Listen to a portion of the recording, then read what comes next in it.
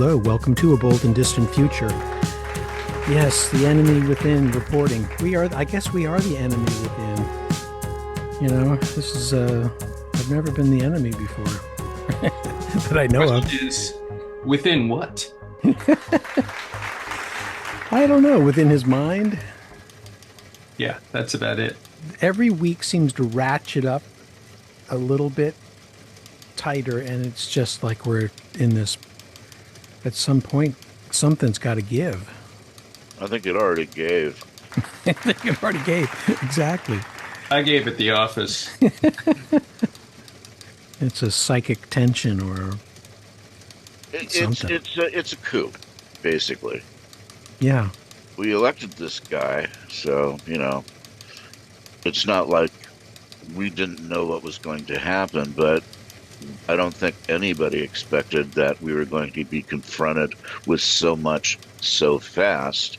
And it's kind of under the rubric of all of these, this sort of shotgun effect of blasting away at a whole series of new enemies that they're kind of doing things under the cover that we're not altogether that aware of. And I think Project 2025 plays a role. Mm-hmm. And if I may just sort of jump ahead a little bit, that's also what the shutdown is about. But yeah, carry on. Well, I hope everyone goes to the No Kings protest on Saturday, October 18th. I'm having trouble dealing with my guilt about hating Charlie Kirk, but I'm getting over it. And this is an interesting website. It's called charliequotes.com. And I hated Charlie Kirk before he was, tragically killed. And I put a pause on it out of respect, I guess. But if you need to be reminded why you dislike that guy, go to charliequotes.com. This person was one of the people that helped set it up. It's a list of his own words.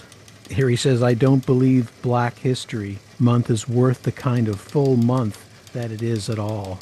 It's just horrendous quote after horrendous quote. So I freely want to say I just hate that guy. I hated him before and I hated him after. And he seems to be a catalyst point, a linchpin in this whole, I don't know what. He seems to be factored in. They certainly exploited him at his big martyrdom rally. I think that's the actual, you hit it right there. Yeah. They took advantage of the situation to get a lot of press and make themselves seem like they really were behind this guy when they probably absolutely don't give a shit. They just used it as a marketing tool. Yeah. Well, this. So out of curiosity, does that make him Judas? I don't know. And this is an interesting quote. This Representative Troy Neal said that if Charlie Kirk had lived in biblical times, he would have been the 13th disciple. Whoa. No, absolutely not. They'll morph him into whatever they need, won't they? Yeah. And I think if you're talking about Judas, you're talking about the president. He's willing to sell anything for as long as it benefits him or his family, mostly him.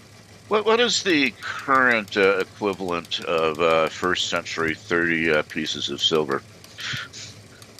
Yeah, what's the monetary Bitcoin? Oh God. Whatever that. What is that, Trump Bitcoin? Yeah, that was called Trump coin, isn't it? Something like that. Is that anything like Trump RX? I don't know. No, this one actually exists. Yeah, he started his own Bitcoin. Well, Elon and Trump have made up, apparently, or they're working together. And Grok will be unleashed on the American public. I'm like, are you out of your freaking minds? Yeah, it's scary. We have government by AI practically now. I don't go onto Truth Social, although I'm thinking maybe I should. Apparently, there's been a series of AI clips that Trump or somebody in his name are posting to his account, some of which are really weird. Are you talking about the Hakeem Jeffries stuff? Yeah, exactly. Yeah. And I concur with what Hakeem Jeffries said. They're racist and they're bigoted, you know? And and if you think about the president of the United States posting that stuff, are you out of your mind? This is where we are, really? Well, it's also playing a role, I think, and correct me if I'm wrong, in that whole new med bed thing. Oh God, med bed. I can't wait Yeah, to get my card. What is that med bed? I think I heard a little bit about it. What is that? It's gonna regrow that finger that I chopped off accidentally a couple of years ago. Oh, Among other things, we'll be able to be 17, or in the case of the president, 11 for our whole lives. yeah, and I heard that he's promising immortality. Yeah. You got to check this out, Roy. I don't have enough information at hand to really speak to it with any, you know, true knowledge. But as I understand it, the whole medbed thing is he's got some kind of technology that he wants to release in special government hospitals. It was And we, open to all citizens if you get the necessary ID card. but it was an AI deep fake that he put out, not really knowing that it wasn't true. And then, of course, the like QAnon and the rest of those folks picked it up and said, "Oh yeah, the wealthy whoever have had this technology for a long time." And I'm thinking, no, because if they did, why is everybody getting old? Just well, we'll it have to just circle back to that one for sure. I'll look into it. I heard something about it quickly, but it just sounded too far fetched, or I didn't really delve into it. It's part of that aforementioned shotgun effect. You have all those pellets and they scatter. Right. yeah. Um, so, you're basically throwing stuff against the wall and seeing what sticks. Kind of a combination of the two.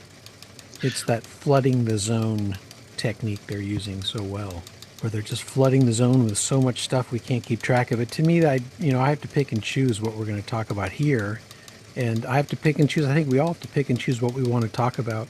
And this is interesting and scary. It's a presidential memorandum that I think it came out late September, September 25, countering domestic terrorism and the organized political violence. And this is, I think, some of which he's using to justify going into cities like Portland and Chicago and others.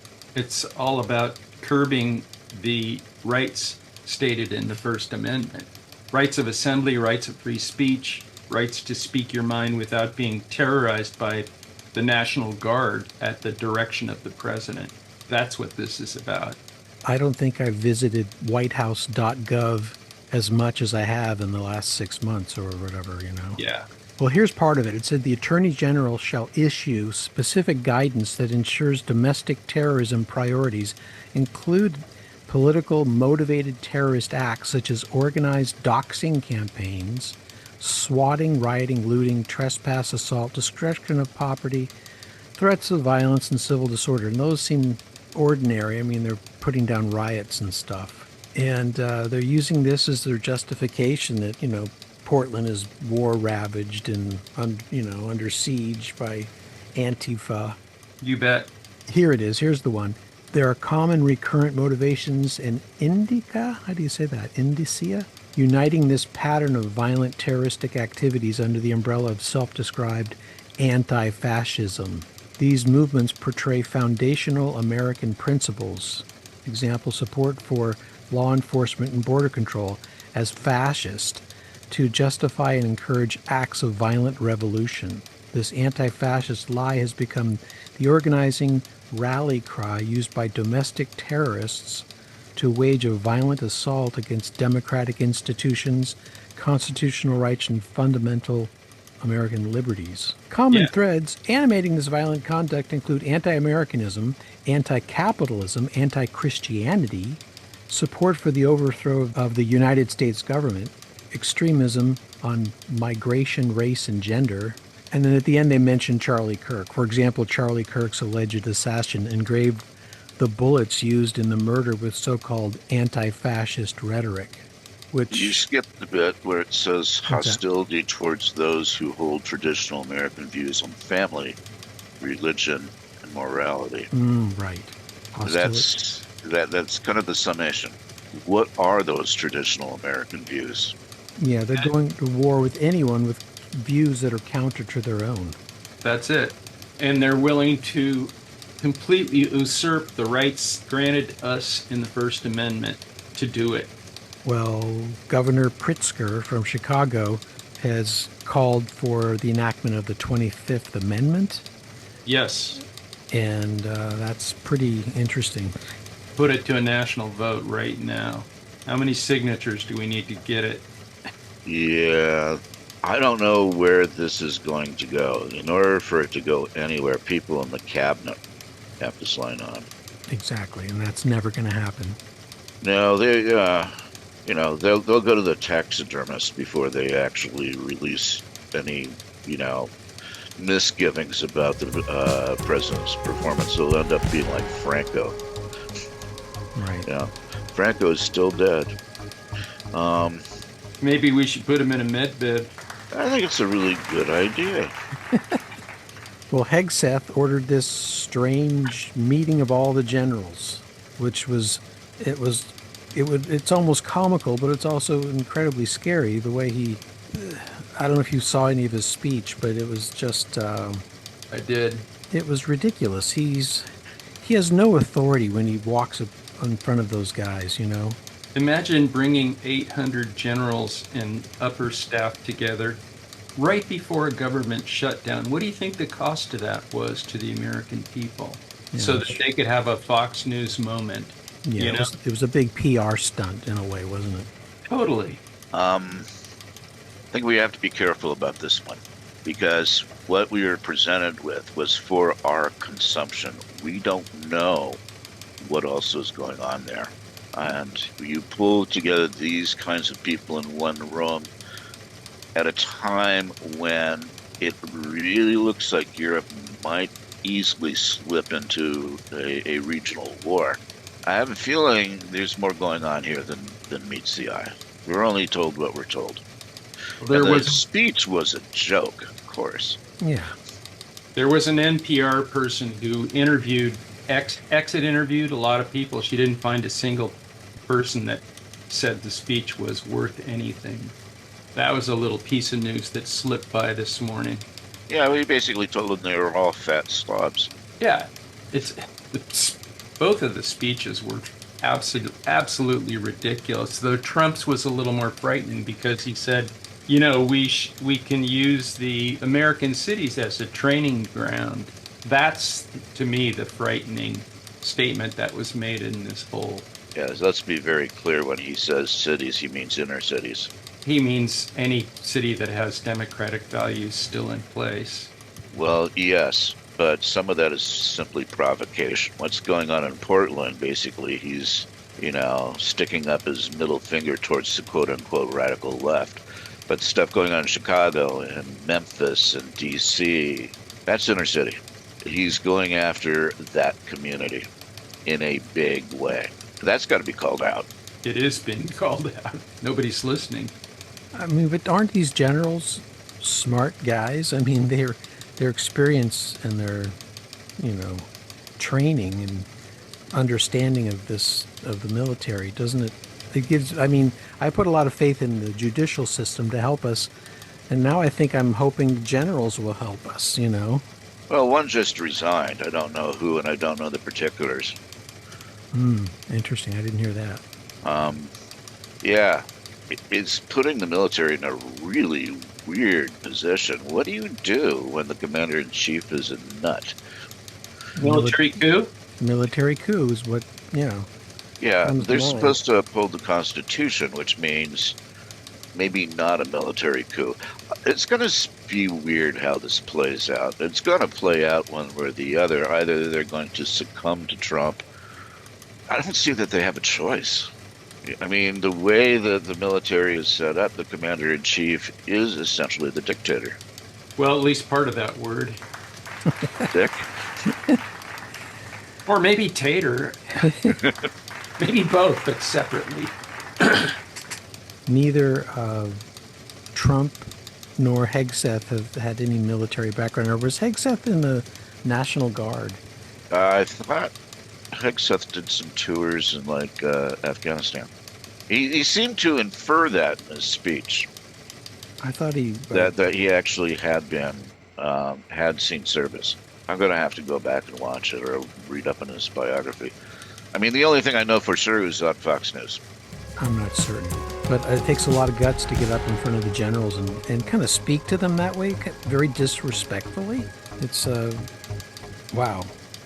Well, the authoritarian personality book is something we've been looking at, and looking at the F scale, which is the fascism scale. Eddie, that's the fascism scale. Is Craig still here? Maybe. And one of the points of the fascism scale that kind of struck me was I think it's at the bottom, it's E or F. We'll see it in a minute. This is on too long.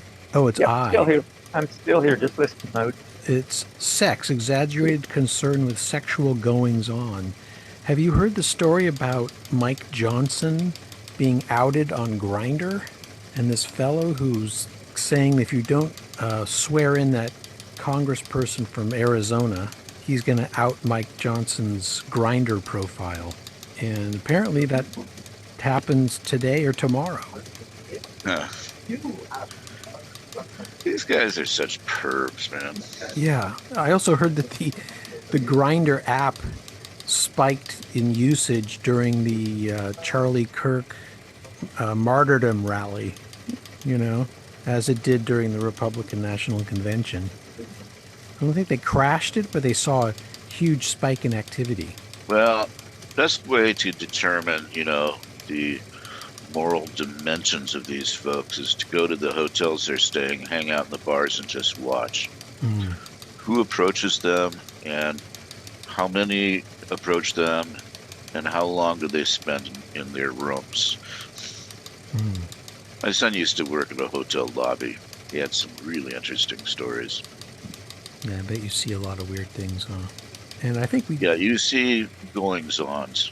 projectivity is H, and we kind of skipped that one, but it's the disposition to believe that wild and dangerous things go on in the world, the projection outward of unconscious emotional impulses. They are so riddled with projection, aren't they? That's not altogether wrong. I mean, wild, dangerous things do go on in the world.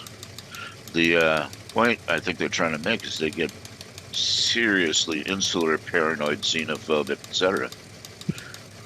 It just seems like 20 minutes is not enough time to talk about these subjects, but I'm again trying to take the 200,000 mile aerial view of our planet and trying to boil it down to this bigger picture kind of view. But the government shutdown happened yesterday.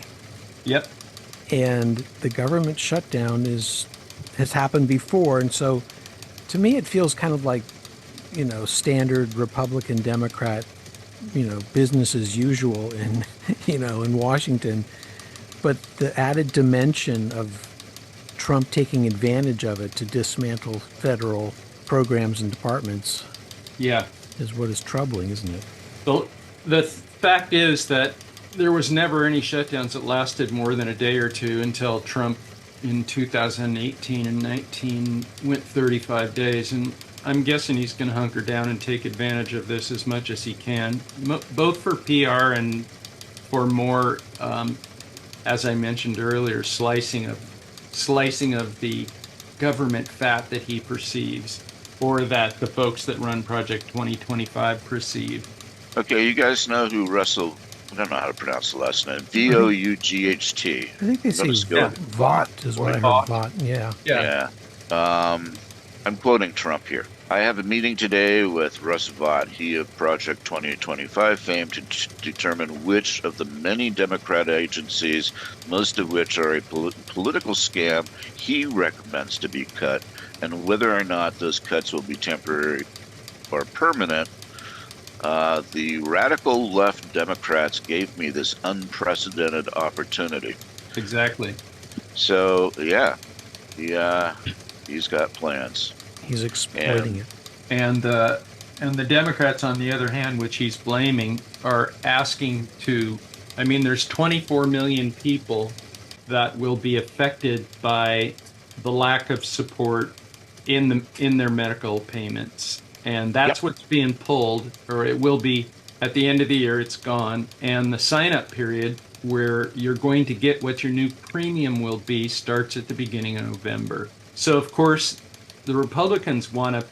They're trying to tell the Democrats, yeah, sign the temporary thing now, and we'll talk about that later, which they won't, because they already passed the bill that said it's gone.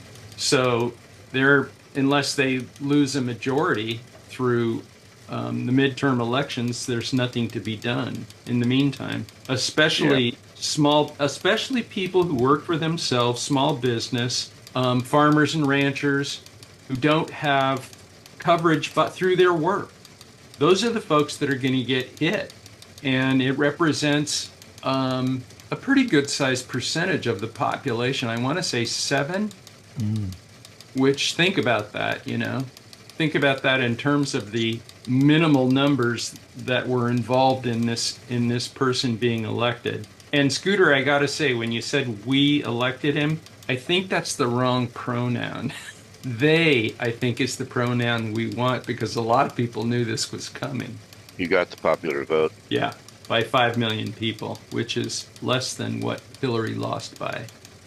Totally agreed. There's a lot of issues, involved with that, not least is the Electoral College and first past the post. Basically, anything that damps down any sort of minority voice. There's a sense of helplessness I have, and the ability to do anything. And the only thing I can think to do is to talk here with all of you, and maybe go out and hit the streets and vote protest. Yes on Proposition 50. Vote yes, and if you're in California, vote yes on. I've seen the commercials for it already against it. Yes and no against it. Arnold Schwarzenegger's doing the no on 50. Yeah, I've been getting these really slick postcards. There's been a ton of money dumped by Republicans already. I haven't seen much by their Democrats because, as you know, I don't have a TV. Right. Yeah, I've gotten a few postcards as well myself. I'm starting to get a little bit in social media now from the Democrats. Well, it may take some canvassing. It may take people actually going door to door. Yeah. The Republicans got the money, but the Democrats have the grassroots. And really seriously need to think about how creatively to use that. Are there any other blue states that are doing this similar thing that California is doing? Some that are talking about it. And especially now that Missouri did the same redistricting that Texas did. I think that gives them 7 more seats if they manage to swing it. On the other hand, it's interesting to see that all the special elections that have happened in recent history have gone to Democrats. So you see the dissatisfaction building. Well, between now and 2026, we'll probably be in a war, and we'll probably declare martial law. It'll probably cancel the elections. So we probably don't need to worry about any of that. You won't need to worry. If you vote for me now, you won't need to worry about the next election. That's what he said, right? Yeah. The orange one. Well, this has been a enlightening and invigorating conversation. I don't know if I'm motivated. I just don't know what to do other than protest and speak out as I can here and with the people I know. But I thank all of you for being here at A Bold and Distant Future. And I thank anyone out there listening. Stay strong, everyone. Right, maybe you should run for office. I'll vote for you. If I cannot show my face, I will. Thank you. Thank you for that vote for encouragement. Have a good one, you guys. All right, you too. Take care, everyone. Enjoy your week. All right, bye-bye.